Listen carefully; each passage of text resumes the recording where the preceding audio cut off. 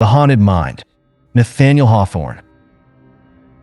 What a singular moment is the first one, when you have hardly begun to recollect yourself, after starting from midnight slumber, by unclosing your eyes. So suddenly, you seem to have surprised the personages of your dream in full convocation round your bed, and catch one broad glance at them before they can flit into obscurity.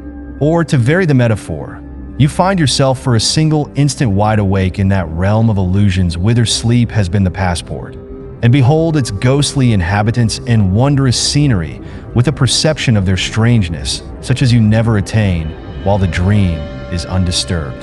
The distant sound of a church clock is borne faintly on the wind. You question with yourself, half seriously, whether it has stolen to your waking ear from some gray tower that stood within the precincts of your dream. While yet in suspense, another clock flings its heavy clang over the slumbering town with so full and distinct a sound, and such a long murmur in the neighboring air, that you are certain it must proceed from the steeple at the nearest corner. You count the strokes, 1, 2, and there they cease with a booming sound like the gathering of a third stroke within the bell. If you could choose an hour of wakefulness out of the whole night, it would be this. Since your sober bedtime, at 11, you have had rest enough to take off the pressure of yesterday's fatigue, while before you, till the sun comes from far Cathay, to brighten your window, there is almost the space of a summer night. 1 hour to be spent in thought with the mind's eye half shut, and 2 in pleasant dreams, and 2 in that strangest of enjoyments, the forgetfulness alike of joy and woe. The moment of rising belongs to another period of time, and appears so distant that the plunge out of a warm bed into the frosty air cannot yet be anticipated with dismay. Yesterday has already vanished among the shadows of the past. Tomorrow has not yet emerged from the future. You have found an intermediate space where the business of life does not intrude, where the passing moment lingers and becomes truly the present.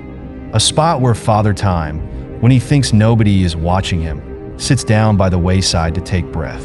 Oh, that he would fall asleep and let mortals live on without growing older. Hitherto you have lain perfectly still, because the slightest motion would dissipate the fragments of your slumber. Now, being irrevocably awake, you peep through the half-drawn window curtain and observe that the glass is ornamented with fanciful devices and frostwork, and that each pane presents something like a frozen dream. There will be time enough to trace out the analogy while waiting the summons to breakfast. Seen through the clear portion of the glass, where the silvery mountain peaks of the frost scenery do not ascend, the most conspicuous object is the steeple, the white spire of which directs you to the wintry luster of the firmament. You may almost distinguish the figures on the clock that has just told the hour. Such a frosty sky and the snow-covered roofs and the long vista of the frozen street, all white, and the distant water hardened into rock, might make you shiver even under 4 blankets and a woolen comforter. Yet look at that one glorious star. Its beams are distinguishable from all the rest, and actually cast the shadow of the casement on the bed with a radiance of deeper hue than moonlight, though not so accurate in outline. You sink down and muffle your head in the clothes, shivering all the while, but less from bodily chill than the bare idea of a polar atmosphere. It is too cold even for the thoughts to venture abroad.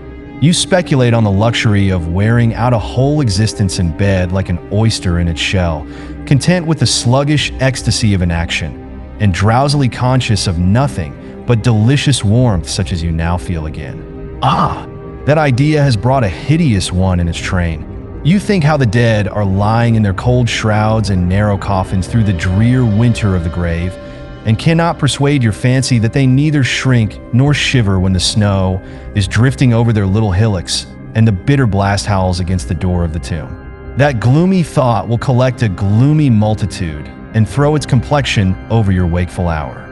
In the depths of every heart there is a tomb and a dungeon, though the lights, the music and revelry above may cause us to forget their existence and the buried ones or prisoners whom they hide.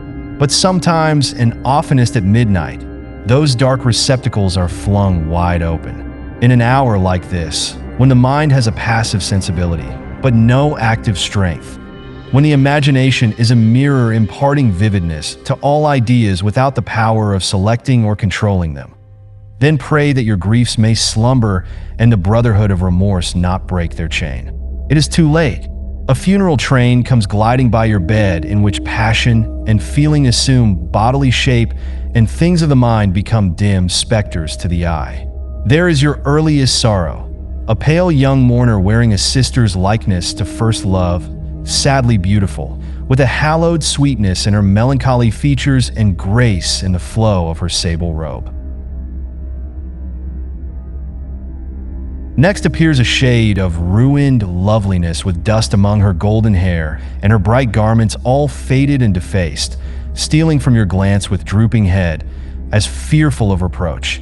She was your fondest hope, but a delusive one. So call her disappointment now.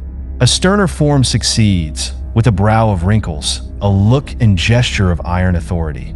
There is no name for him unless it be fatality, an emblem of the evil influence that rules your fortunes, a demon to whom you subjected yourself by some error at the outset of life, and were bound as slave forever by once obeying him. See those fiendish lineaments graven on the darkness, the writhed lip of scorn, the mockery of that living eye, the pointed finger touching the sore place in your heart.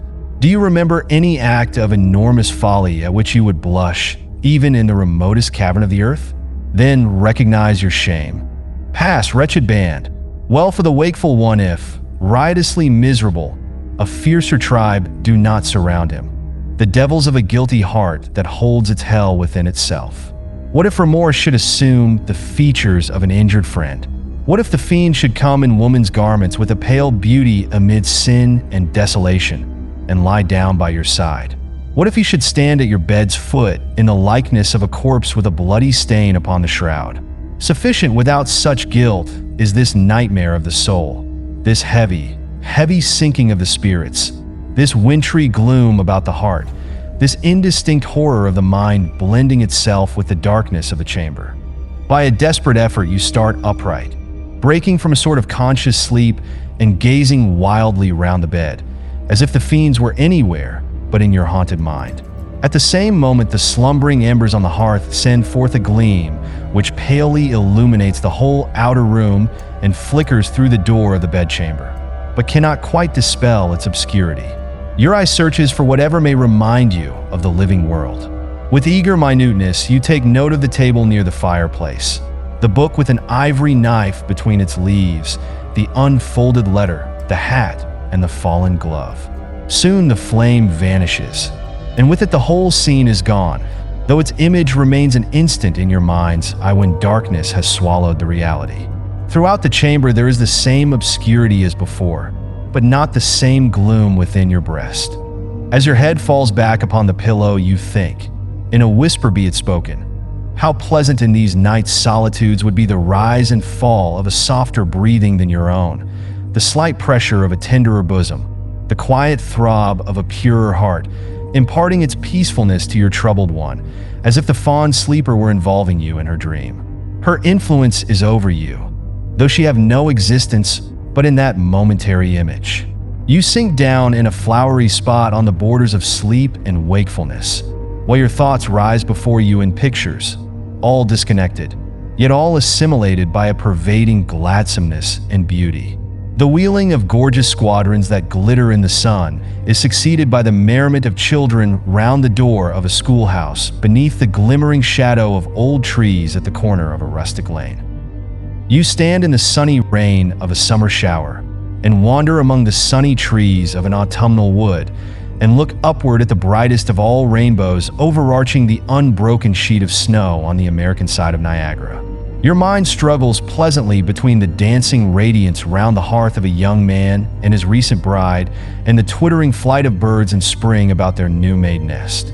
You feel the merry bounding of a ship before the breeze and watch the tuneful feet of rosy girls as they twine their last and merriest dance in a splendid ballroom, and find yourself in the brilliant circle of a crowded theater as the curtain falls over a light and airy scene.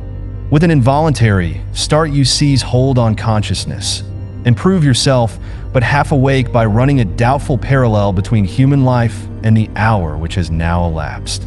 In both you emerge from mystery, pass through a vicissitude that you can but imperfectly control, and are borne onward to another mystery. Now comes the peal of the distant clock with fainter and fainter strokes as you plunge farther into the wilderness of sleep. It is the knell of a temporary death. Your spirit has departed and strays like a free citizen among the people of a shadowy world, beholding strange sights, yet without wonder or dismay. So calm, perhaps, will be the final change, so undisturbed, as if among familiar things, the entrance of the soul to its eternal home.